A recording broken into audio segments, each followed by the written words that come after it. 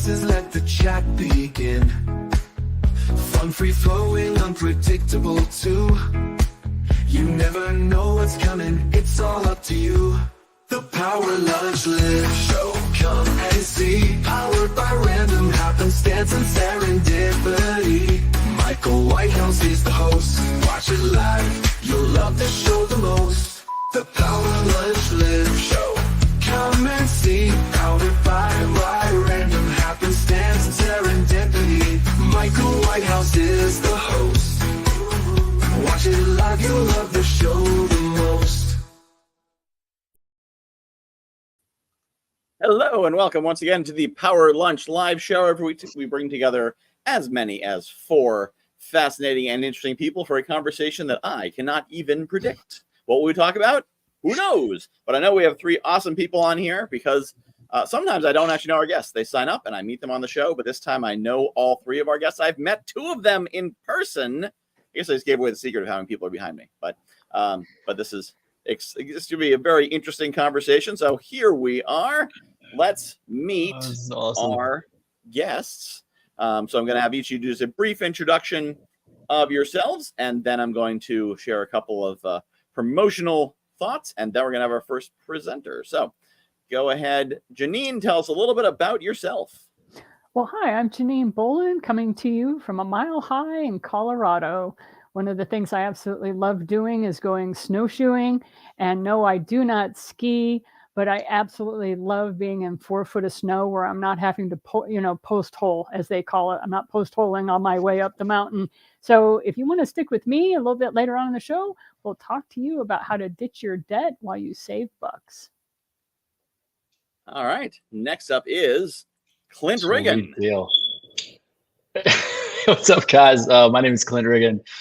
Built multiple businesses, now building God's kingdom. I'm a full-time seminary student at Southern California Seminary. And then I help men with addictive behavior transform that into peace and purpose. So that's me. Fantastic. Welcome. And Amelia South.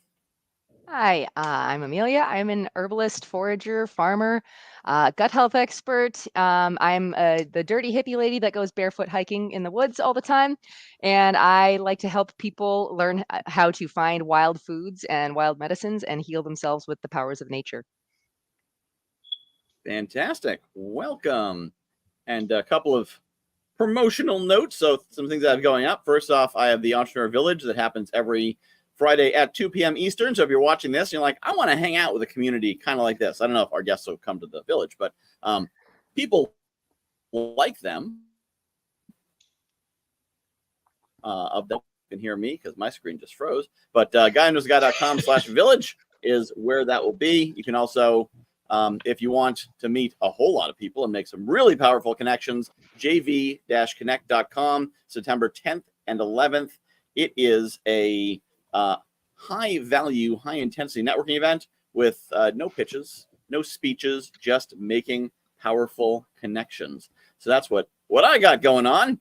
So, and our first guest who's going to be leading us off, leading the conversation, is going to be Janine Bolon. I believe you're going to be talking to us about finance and debt management. Yeah, it's not a sexy topic, as I have been told many times. But, it's one that's very important to our day. And some people spend a lot of time working on their money mindset. A lot of people spend time, trying to work through the emotional detritus that can be your money management tools, that sort of thing. And I just wanted to share with people that my father was in the Navy. Okay. And I lived in countries that are not nearly as prosperous as the United States. And so I just want to remind people that we have some things that are incredible in this country that I don't see in every country. And I'm going to kind of give a tip of the hat and an homage to the men in the audience and say, it's from the female perspective, but I want to say thank you, because being in America allows me as a woman to own property. I didn't always live in a country that allowed their women to own property. So a tip of the hat to the men in the audience, because you could have made it to where we did not have property, but we can. I can choose whether or not I get married in this country. That is another thing that is quite amazing. And another thing that American men have done for American women has been, you allow us to make our own money. You allow me to go out and get a business card and say, Janine Bolon, CEO, president, whatever, and the name of the company. I can walk down to my local bank, open up with $50 a savings account or a checking account. I can also then sign up and go to the Secretary of State, and for a $10 fee in the state of Colorado, start my very own LLC. I can do all this as a woman in this amazing country. And so despite what we may hear, despite the news and what kind of thing they're trying to get you into anxiety about today, I wanted to remind you that we have something incredible in this country. And the first thing is fresh water. We have the ability to open a tap and have fresh water come through. Did you know we flush toilets with drinking water? How wealthy of a country we are to have that in our lexicon, okay? And so I just wanted to talk about the things that we do right as a country, because I think there's plenty of people in this world talking about the things we don't do well. And trust me, I understand no country has it 100%. But by golly, from the countries that I have lived in, that I was being raised in with my father, I can assure you that this country has a lot going for it. And the one thing that I have a near and dear heartbeat for are entrepreneurs. And it comes from my studies of Thomas Jefferson. One of the things I had to do during my master's thesis was I had to read all 28 volumes of Thomas Jefferson's writings. And so when I say Thomas Jefferson once said, I have read it, I can give you the volume, okay? One of the things that he did say was that as long as this country has entrepreneurs and farmers, this country will be able to handle any economic crisis. And so I want you to remember where our skill sets are, and that is in building a business. Now, I talked to you about money, but I wanted to kind of give you a framework of what we're discussing here. We're an incredibly wealthy country. Unfortunately, we still have people who are homeless. We still have people who don't get enough quality food. We still have people that are struggling. So what can we do? As an entrepreneur, if you feel a passion to start a business, I say, please do, even if it's a side hack, even if it's you only can work on that business 3 hours a week. Start that business because there's a problem that you're having a passion about solving. And even if you only solve 1/25% of it, that's still moving this country forward, and you're moving the world forward by doing that. Now, people have accused me, Janine, you're such an idealist. You're such a this, you're such a that. And I'm like, yeah, I tried reality. It sucks. Okay, I'm done. So what I want to do and share with you is that I have on my website, you can go to financialfirstresponse.com. financialfirstresponse.com. If you go there, you'll have an opportunity to get my book for free and get my online course for free. And with that, you will learn about the 60-40 principle that I used. Originally, it was just for my family. But in 2005, I was a professor at a liberal arts college. I was the science department. And I taught mathematics and physics to non-majors.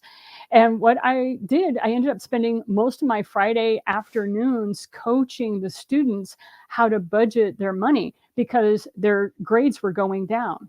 Now, people would say, oh, their grades are going down because the material is getting harder. And I went, no, this is weird. This is something different. I was noticing a pattern. And I realized what was happening was my students were starving themselves on cup of noodles, ramen, Denti Moore stew. They weren't getting any fresh fruit and vegetables. I actually had a student who said, Mrs. Professor, my hair is starting to fall out and my teeth are loose. And I went, when was the last time you had an orange or strawberries? And they went, not in this entire year. We were on our second semester.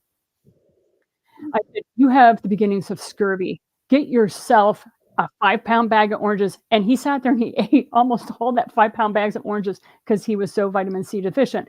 I have students, I'm at a certain age where they're all my kids.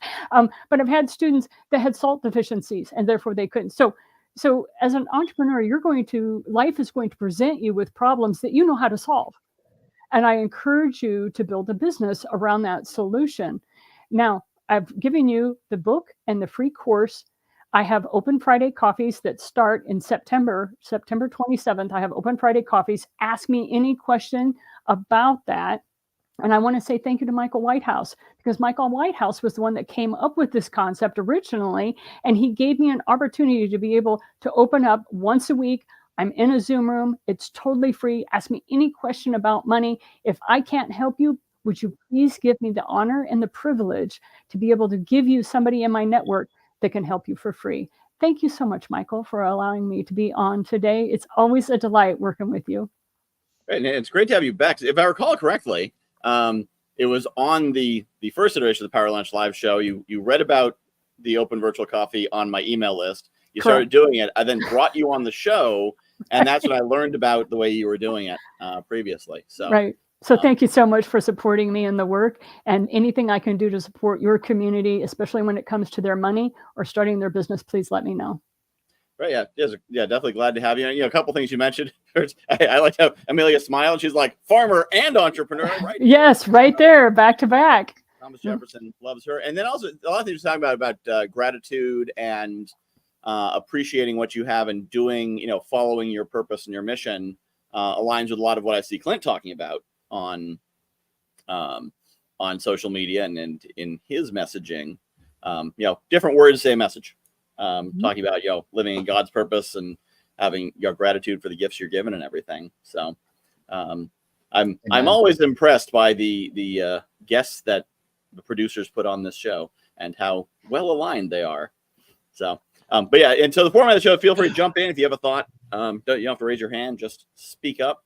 So it's called Power Lunch, just like we're at lunch talking about something, and at the opportune time, I will then have the next person grab the mic and talk about their stuff.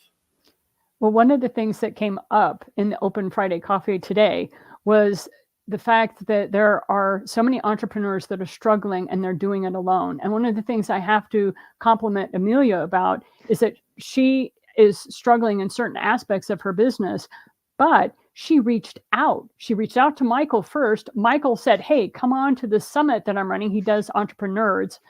Come on to the summit. She got advice there. I said, come on to my Open Friday Coffee. I have a whole bunch of entrepreneurs on there. They offered her advice.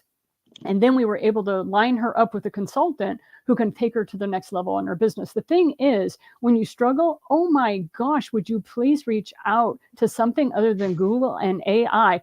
Go to a human being and their network and say, I need a referral. Do you know anyone in your network who can help me with X, Y, or Z? And be very specific, because then that person kind of run through the 300 to 3,000 people that they may have on LinkedIn and be able to introduce you. And I get really passionate about this because I want entrepreneurs to be successful. I want you to be able to make a living doing what you love.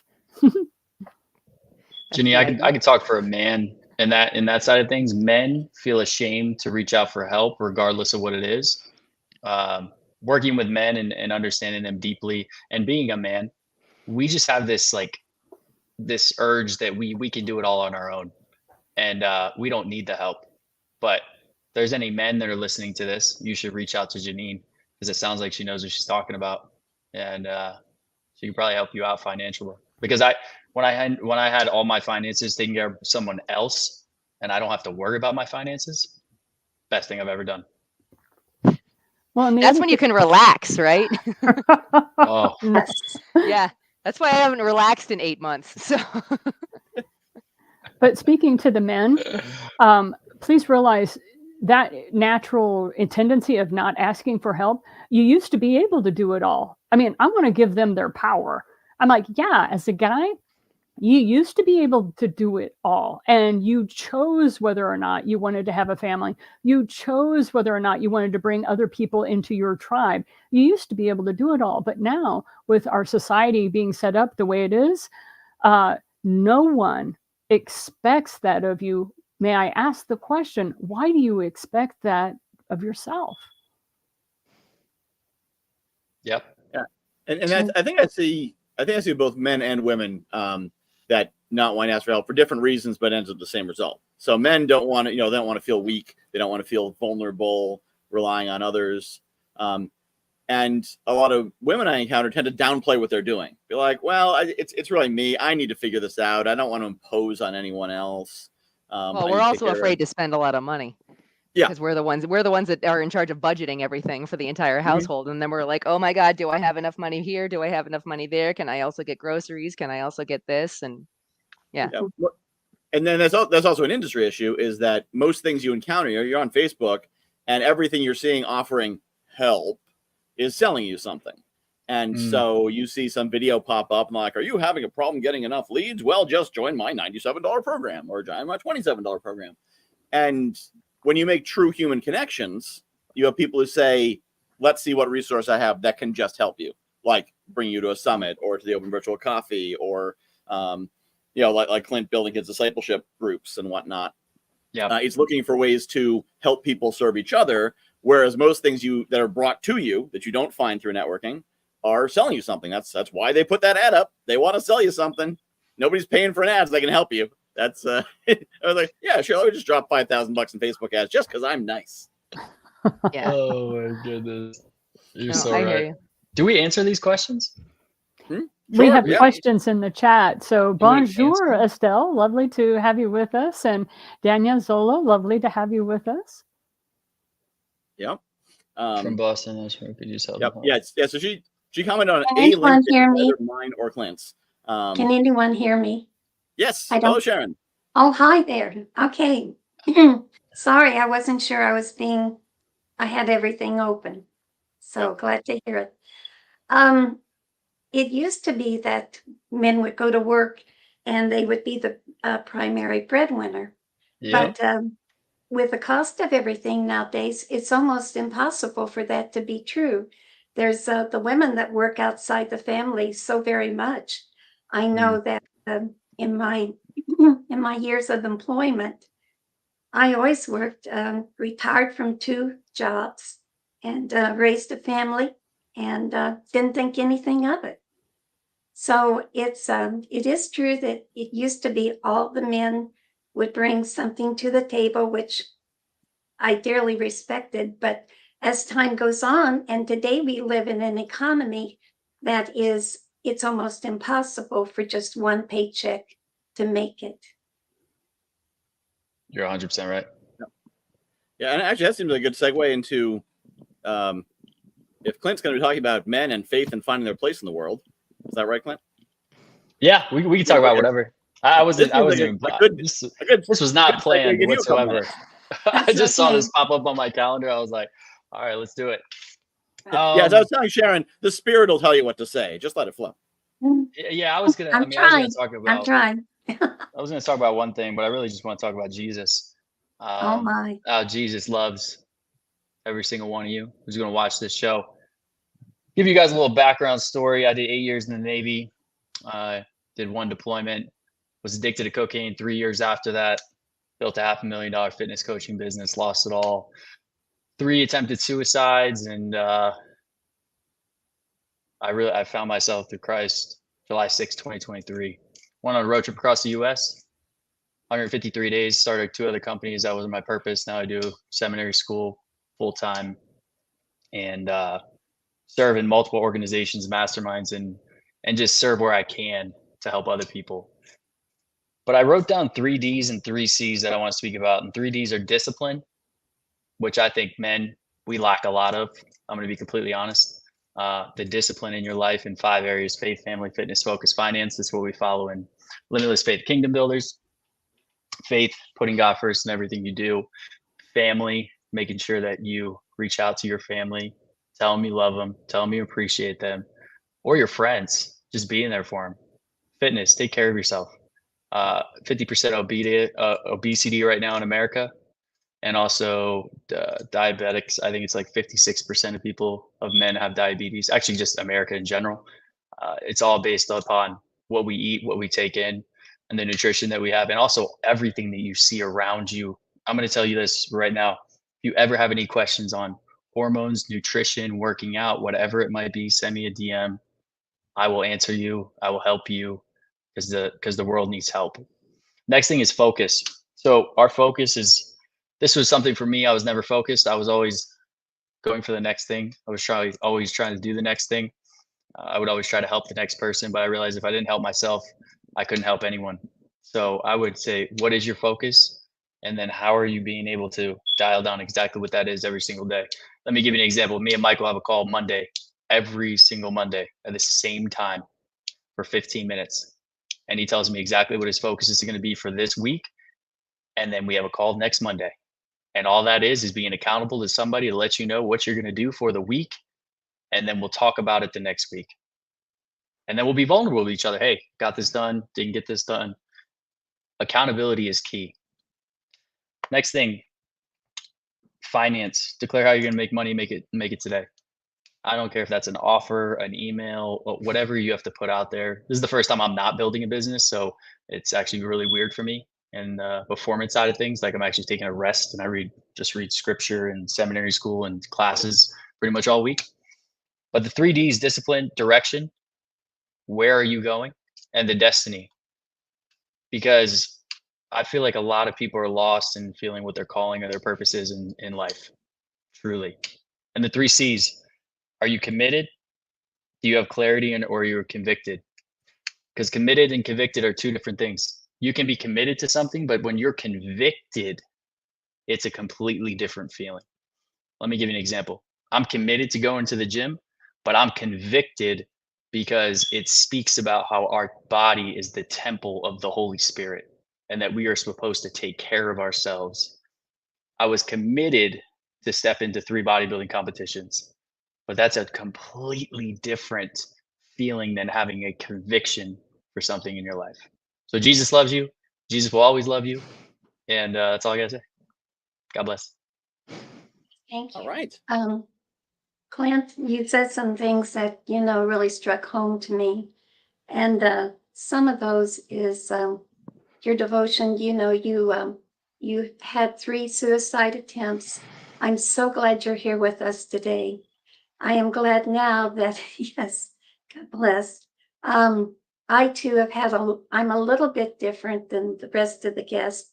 I'm a little older. I've been around for a while. I have had a long walk with God. He has led me in many places and many things. He has kept me safe. And through it all, I was able to raise a family. And I'm still here. So Amen. there is a reason why we're still here. So I am still trying to figure that out. As far as being focused, I identified with that so much because it's so easy to get distracted into a different direction. And I do it all the time. So consequently, you do not get anything accomplished that you set your goal or set out to achieve. Right. So I just want to comment. Thank you, Sharon. No, I really appreciate it. Let me help you if I can. What is your focus currently? And then how do you feel yourself getting distracted? Right now, I am trying to go back and re-edit a couple of books. Okay. And I had never thought that I would write a book in my life. I wrote my first book at the age of 79. And I thought, okay, but it was during a time when the COVID was rampant and people were losing loved ones and family members. And I really wanted people to realize that God is with us. God is real and that he's not forsaken us, even though we have this awful virus invading our planet. Yeah. So I want to go back and add to that. My second book is about the 3-year ministry of Jesus.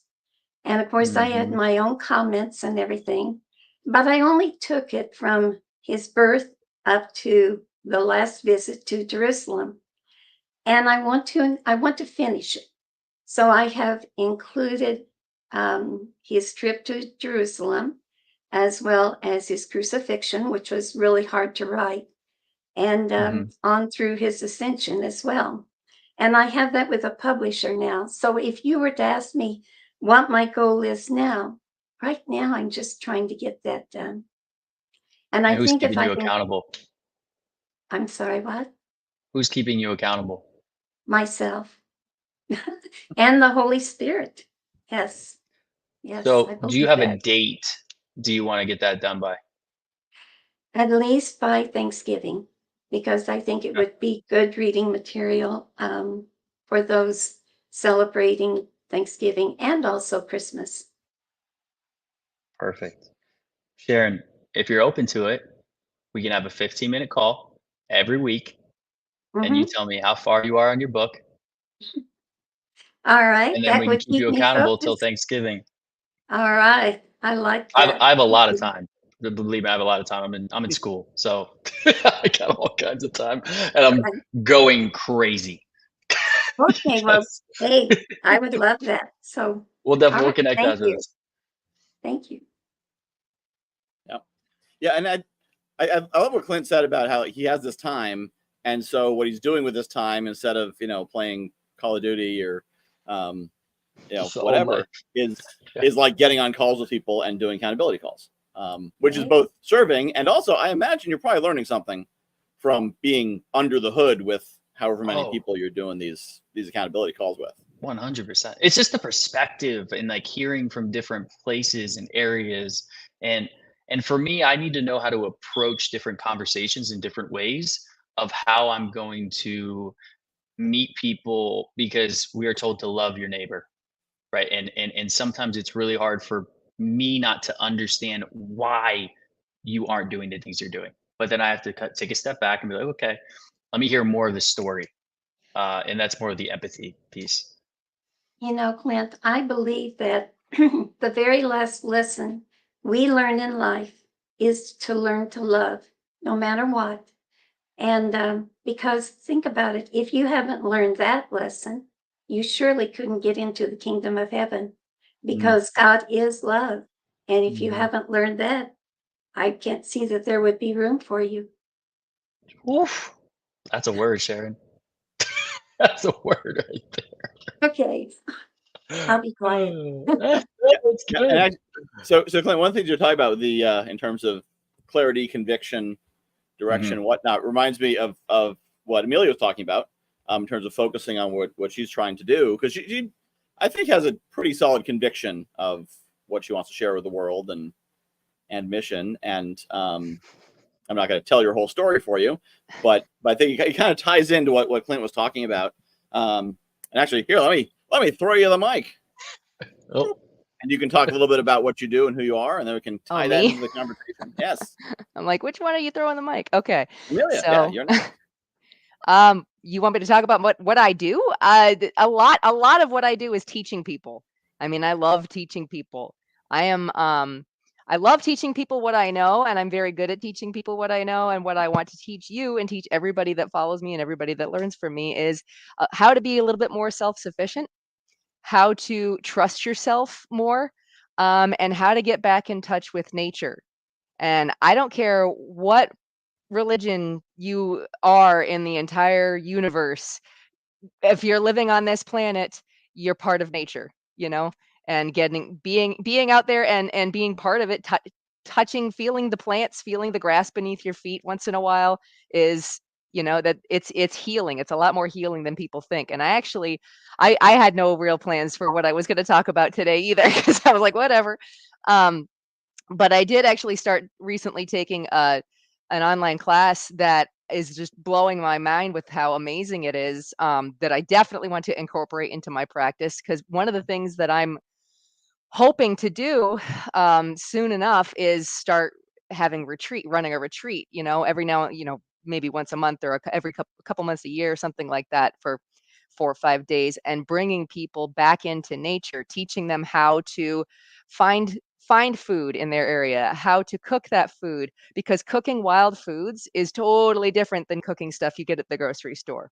It cooks so much faster than anything that we've cultivated for thousands of years. Um, and then finding medicinal plants, and God forbid finding mushrooms. Heaven forbid, I'm sorry. Finding mushrooms, everybody freaks out. Oh my God, I'm gonna kill myself if I eat a mushroom. And I could, because you can. There are some mushrooms out there.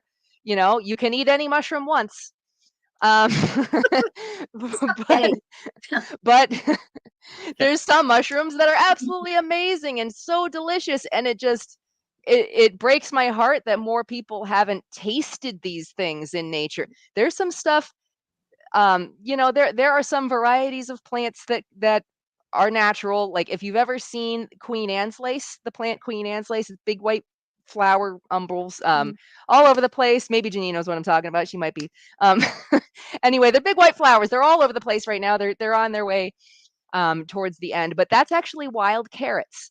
Okay, carrots came from that plant. And that plant is absolutely rampant abundant around here, and it actually grows throughout most of the United States. It's just that instead of having a nice long straight orange taproot like we're used to seeing and digging up from the farm or bringing to the grocery store, wild carrots have a white taproot, and it's mostly goes straight, but sometimes there's a root way over here, there's a root way over here, and it's funky looking. And the taste and the smell is very reminiscent of the carrots that we know, but it's not nearly as strong.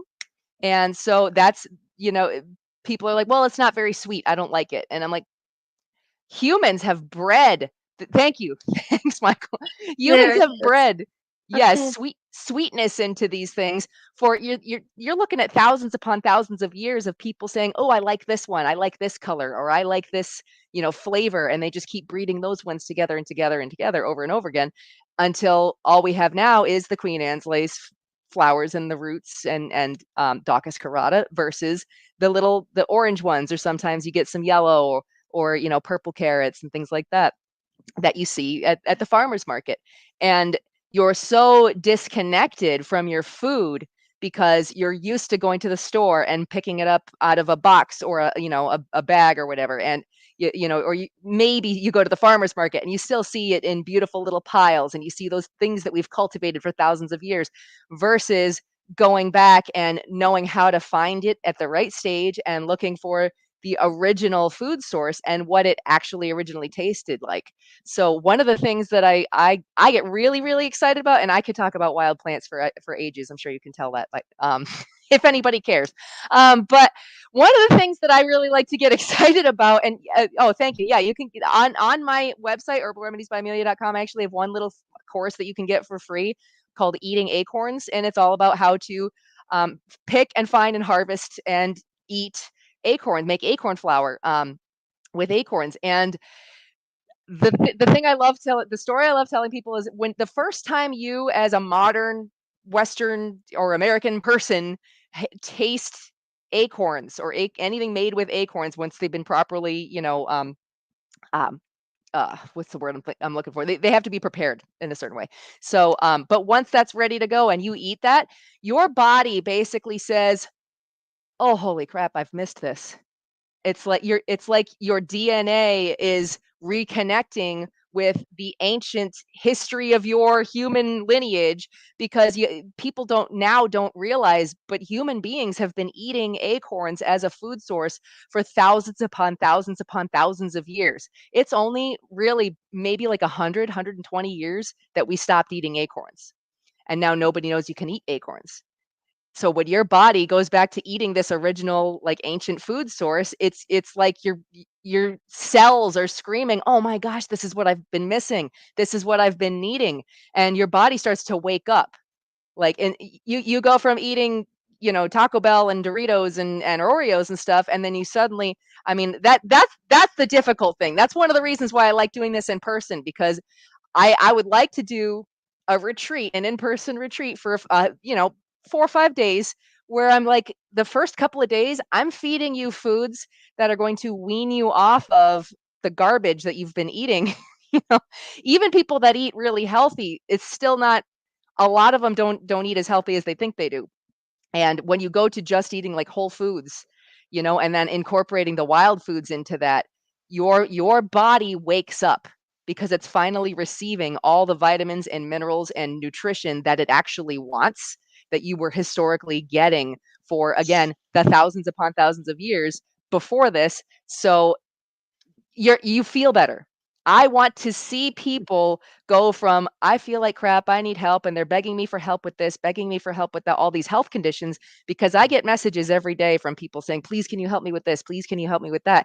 And I help them the best I can. I still obviously want to make an income doing it, but I help people for free all the time because I'm like, I want to see you succeed, right? But um, the thing is, when you change your food, all you have to do, you don't even, I mean, like exercise is of course awesome. But all you have to do is change the way you're eating for a few days. And it takes like 48 hours for all the junk, all the stuff you're used to come out of your system. That's why I mean, people are like, oh, why do you need to do a 5-day retreat? And I'm like, it doesn't have to be 5 days, but I would want it to be at least 3 or 4, because you're not going to even start feeling the difference in your body for at least 2 days. To get to detox all that crap out of your body, you know? So there's that. And I will say something, just a really cool fact I learned recently about the whole exercise thing. Human beings I love your used to, energy, Amelia. thank you. You're awesome. You're going to love this, Clint. Human beings used to walk the equivalent of Los Angeles to New York City and back every year. Every Oh, year. That's how much walking people did up until transportation really was like, you obviously didn't walk actually that far, but like in your own little area or wherever you were living, that is how many steps you were taking over the course of a year. And now look at us. I mean, I'm what's the average antsy now? right now, just not going for a walk. Like I want to be walking all the time. I could walk for miles. And people, that's your body's built to do that, you know? So that's you're missing the food sources and the movement. And when you finally can just let yourself go and do that, especially out in nature where you're surrounded by, you know, bird song and trees and fresh air and stuff, it's a completely life-changing experience. And you start craving more of that. So I can stop ranting now. You can talk. I'm sorry. Amelia, Yeah. I have a grounding pad at my feet right now. A Nice. grounding pad, yes, is almost the same as the energy you get from the earth. That's what they're supposed to. I haven't had one, Mhm. but I'm barefoot like 90% of the time anyway. Oh, Right I before am I got too. on this show, I went for a walk and I Mhm. scrambled down an embankment for that I found. I was like, oh hey, look, there's a path down there, and I ran down there and I stuck my feet in a stream for about 2 minutes, 3 minutes. Mhm. So that was fun. Well, You know, came I back up. think what you were saying was it just really lines up with the way I feel as well. God gave us this planet and made it especially for us, because you can look around, you can see all the beauty and the imagination God had with the different species. But I also believe that like you were talking about medicinal plants. I write about the dandelion. And of course, you know, both of those are weeds. People consider them weeds. But actually, with a lowly dandelion, you think about it, it's very hardy because it's the first flower after a long winter. It's bright, it's cheery. It's deep, its roots go very, very deep. So it's going to be around. Of course, anybody knows that's tried to pull up a dandelion before, but it has medicinal, you can make wine, it's edible, and there's just so many good things about the dandelion, but everybody's always trying to get rid of them. Well, people that don't know better are trying to get rid of them. You should There see you my go. lawn. My excuse for a lawn is not much of a lawn. I Okay. eat my lawn. So I have I've to eaten Michael's introduce lawn too. Yeah. both So of you to my mom. You both have to meet my mom because they'll love you. They'll absolutely love you. My mom goes back and she makes this like tea with these Mhm. like I don't even know what you probably know what they're talking about, Amelia and Sharon. But she stews this tea every day from shrubs. I don't know what it do you know is. what it is? Do you know what plant it is? I'll find out. She sent me some when I was going through my depression. She's like, Clint, just stew this. What state is she in? Pennsylvania. Is it Yaupon? Oh, I know. Okay. But it's It's like a green and it has weed. flowers. Yeah. It's brown. It's like thin, and it's like it's like it looks like spaghetti. Is it like a leaf or a twig? What is it? It's like stems. Stem. Oh, that could be anything, dude. Yeah, yeah. All I know Round is she takes stems could be like 10 million different plants right now. everything you're talking about. She does. She doesn't even go to the grocery store. She Yeah. has her Really? own bees Okay. to make her own honey. We used to I keep love bees. that. Yeah, my ex-husband used to keep bees, and we had trouble keeping them alive over the winter due to there's a parasite that comes after bees, and it's all over the United States, so it's not just here. Varroa mites, they go in and it's like if your dog had like 10,000 fleas instead of 3 fleas, and it just overwhelms them and it ends up killing the hive. And so it's difficult to keep them over winter. It's the further north you go, the more you need like Russian bees or something like crazy hardy. And most of the people in this country are raising Italian bees, which are great and they're friendly and they're not going to hurt anybody. But they're not as hardy in the colder climates. So it's difficult to raise bees the further north you go. So I'm totally picturing like Russian bees and Italian bees, like, oh, I got to go make us some honey. Yeah. And, like, Well, Russian and some bees people are like, breed the two, "Cold- thinking cold is that what they're I'm gonna. built for. Yeah. So I love the cold. This is my country.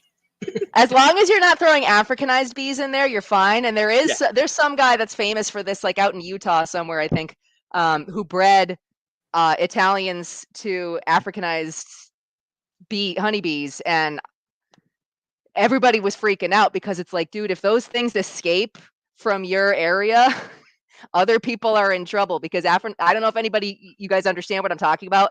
Africanized honeybees are the ones that will chase you for like 2 miles. Yeah, And are sting you. those colloquially known as killer bees? Killer bees, yes, killer Yes. bees. Yep. So And those are killer bees. And somebody illegally brought some up from South America, bred them with his bees to make a hardier bee. And then there's some story of some other guy down in South America who's actually like breeding them just for honey instead. Like, you need protective gear up the wazoo just to go anywhere near these things. And there's a guy that's got them like on his property, and he's getting their honey and not being killed. So it's pretty Amelia, amazing. when are you going to do the retreat? I would like to do it at the end of October. That's one of the things, like I'm hopefully going to talk with the person that Janine hooked me up with for business advice, because I really desperately want to do this retreat. And it's going to cost more than $200, which means the current audience that I have, I'm in Connecticut. The current audience that I have on I have a large social media following right now. And they are not the kind of people that are usually willing to put that much money into something. And I'm looking to figure out where am I going to find the people that are actually interested in doing this, you know?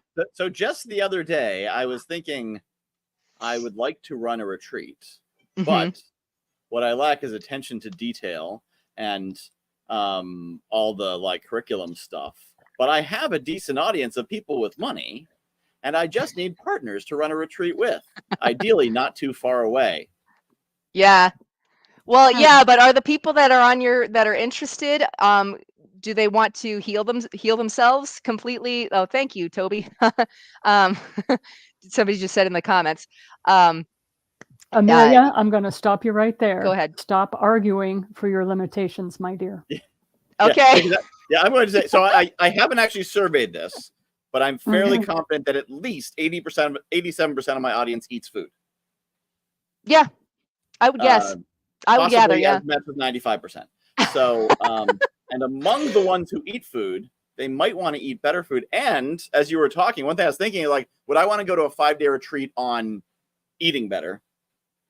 That's a lot of time talking about eating better. But if I went to a retreat up in Ottawa in February of 2 years ago, which was, I thought, a great time to be there. It was snowing. It was great. I brought the snow back here because it hadn't snowed all year. But one of the things that was sideline was that it was all the food was like organic and made right there. And like that wasn't what it was about. It was about speaking and growing your business.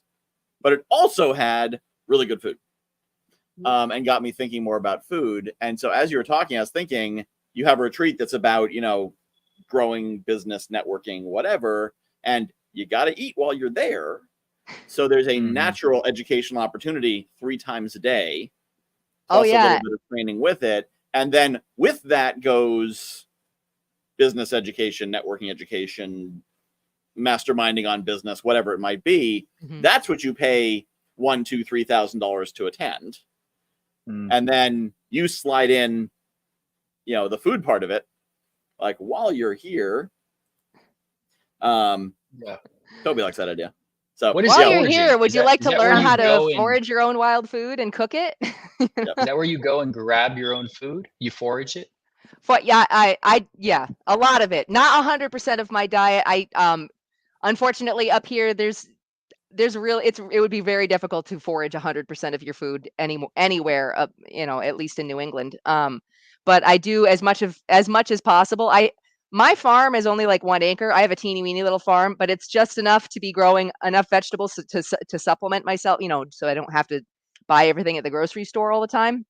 But honestly, if anybody was to come here thinking, oh, I'm going to go visit this big, beautiful farm, and then they walked in my garden, they would be just flabbergasted and disappointed, because I swear probably at least 25 to 30% of my garden is weeds, or what you guys would think of as weeds, because it just looks awful.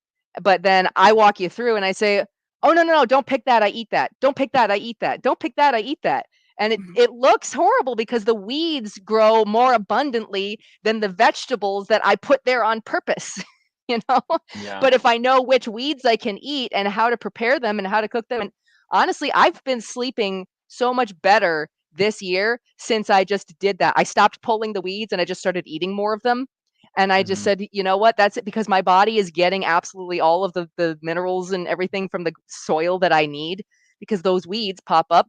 That's where they want to be. That spot of soil is what has all the minerals that it wants, and it goes into the leaves, and then I eat the leaves, and then my body is very happy, and I go to sleep at night, and it's wonderful. So anyway. They used to think that tomatoes were poisonous and not to eat them. But now I love a nice warm tomato in the summertime. Yeah. And some people may say, oh, that's a weed. No, Well, I agree. there are certain varieties in the Solanaceae family, in the tomato family. There are certain plants in there that are toxic, and that's what can be dangerous when people say, "Oh, I'm going to go look at this as a wild tomato. It looks like a tomato.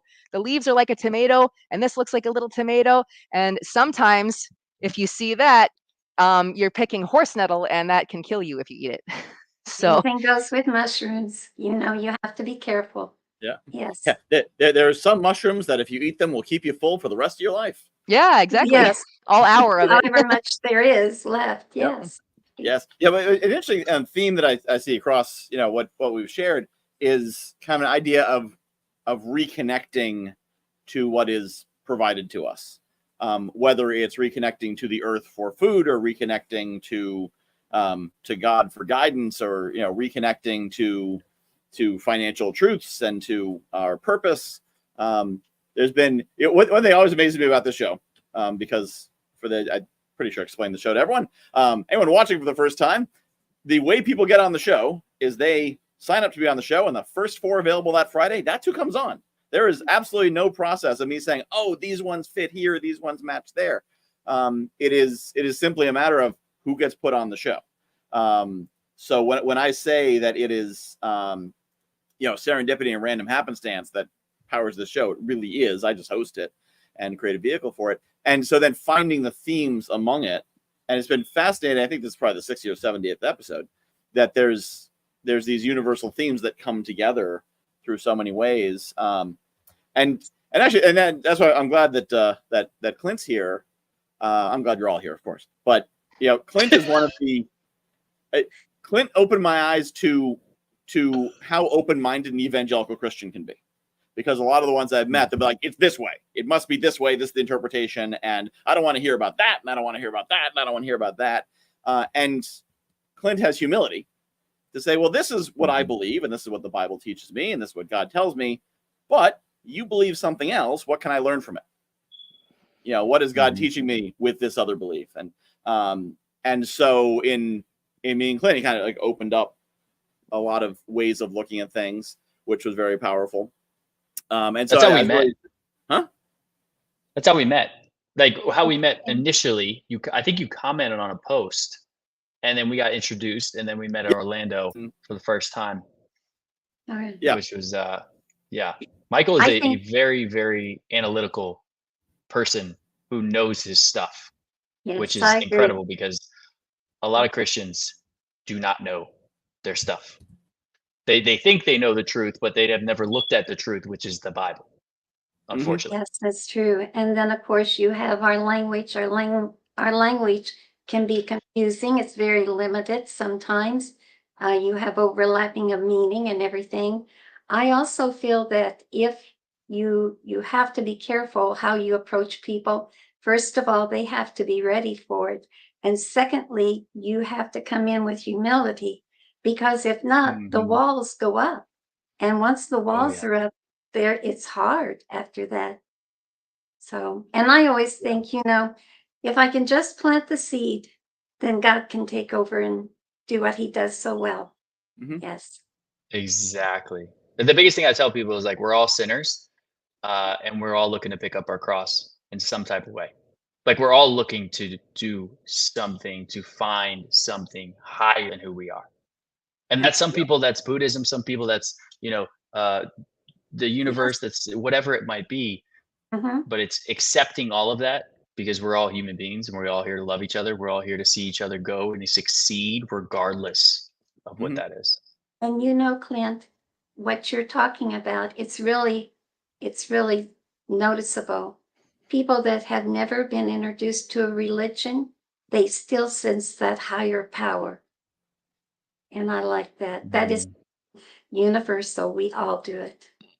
Yeah. Well, as Amen. I say, God is too big to fit into one book or one building or one Yes. name. Uh-huh. Um, I agree. and so, yeah, it's actually interesting. I think a lot of times too much of the conversation is about what you shouldn't do and judging and rules and whatnot. Like, at one point I heard Amelia say, "God forbid," and she caught herself, and she's like, "Oh, heaven forbid." And because I think their first thought is, "Oh, there's a Christian on the call. Oh, I better not say God; he'll be offended." And like, my thought That's pretty much it. is how small must a God be to be like, "Oh, I don't like that word." Like, You Mhm. know, it's there's a lot of things so for God to be funny. offended by. I'll hang out with some of my friends now, and like because I'm going into the pastor route, they'll completely change the way that they act around me. And I'm like, dude, just act the way you did before I went into seminary school. Like I'm not Yeah. gonna judge you. I'm not gonna condemn you. I'm here to support you regardless. Mhm. There I'm you just I go. just don't my old self is not who I am. I'm not gonna go and do cocaine and do all the things that I used to do, but I'm going to be completely reborn and die to myself daily. And like you said, Clint, your body is the temple of God. It's made in the image of God. So we got to take care of it. That's Yeah. right. And Amelia can help out everybody with that. Janine can help out with everybody's finances. Sharon, we got to learn what you need to do or what you do so we can, because you're up Well, next, I think. I like what she had said, because it dealt with how lucky we are as a country to have the resources we do. And we don't really even think about, over how we waste it. And Mhm. yet I do know that water is so important. It's the source of life. Well, blood is the source of life. But if you don't have good water, you don't have good health. Mm. And so I know there's so many countries that have that problem. And I like what she is doing and bringing that to the attention of everyone as well. Yep. Yeah, and actually, Sharon, one thing that Janine didn't mention on this show, she's focused on finance, but she also, if you could see slightly higher in the camera, it says Authorpreneur HQ. She works with authors and Oh, helps yes. them Hmm. get published, and so you Oh, might want to sweet join deal. her. Check out her. Janine, is there a link to your Friday coffee at the Eight Gates? Yes, there Um, is. You Okay. just type in Open Friday Coffee with hyphens between the words. You'll be fine. I can put it in the chat for you. Okay. But Um, I help authors become profitable. So after you're done with your publisher and you have your book published, then please come to my side so that we can promote you, market you, but we make you profitable. okay. yeah, Thank you. Thank yeah. you. So there's all kinds of Appreciate connections. that. Yeah. People ask like, "What's the show about?" Well, it's a bit of a networking group and a bit of a show and a bit of a podcast and a bit of a whatever the universe makes it. And here we are every Friday at 1 doing this. Um, this has been. I knew this being. I looked at this lineup. I'm like, oh, this is an interesting lineup.